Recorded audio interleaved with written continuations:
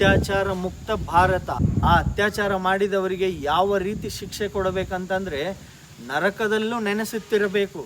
ನಮ್ಮ ಜೀವನ ಮತ್ತು ಜನ ಎಷ್ಟು ಪ್ರಾಕ್ಟಿಕಲ್ ಆಗಿಬಿಟ್ಟಿದ್ದಾರೆ ಅಂದರೆ, ಆ ಪಕ್ಷ ನಿಂದು, ಈ ಪಕ್ಷ ನಿಂದು, ನಮ್ಮ ಪಕ್ಷ ಗೆಲ್ಬೇಕು, ನಿಮ್ಮ ಪಕ್ಷ ಗೆಲ್ಬೇಕಂತೇಳಿ ಈ ಹೊಡೆದಾಡುವ ಅಂತರದಲ್ಲಿ ನಮಗೆ, ಸಮಾಜಕ್ಕೆ, ನಾಗರಿಕರಿಗೆ ಏನು ಬೇಕು ಅಂತ ಕೇಳುವ ಅಧಿಕಾರ ಮತ್ತು ಸಮಕ್ಷವೇ ಇಲ್ಲದಂತಾಗಿದೆ. ನಾಗರಿಕರಿಗೆ ಏನು ಬೇಕು ಅಂತ ಕೇಳುವ ಪ್ರಶ್ನೆಯೇ ಮರೆತೋಗ್ಬಿಟ್ಟಿದೆ.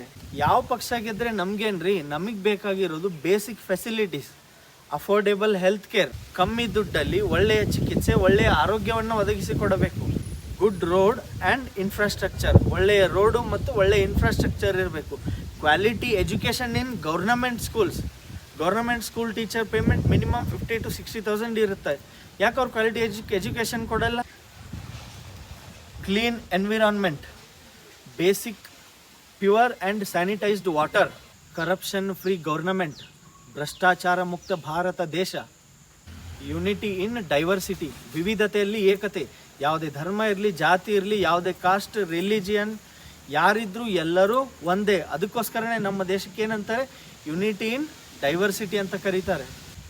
ಅತಿ ಮುಖ್ಯವಾಗಿ, ಮೋಸ್ಟ್ ಇಂಪಾರ್ಟೆಂಟ್ಲಿ, ಅತ್ಯಾಚಾರ ಮುಕ್ತ ಭಾರತ.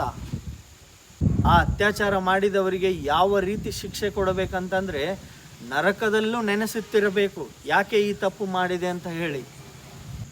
ಇವು ನನ್ನ ಡಿಮ್ಯಾಂಡ್ಸ್ ಅಲ್ಲ, ಮುಗ್ಧ ಭಾರತೀಯರ ಆಕ್ರೋಶದ ಆರ್ಭಟ. #Government of India and government of Karnataka.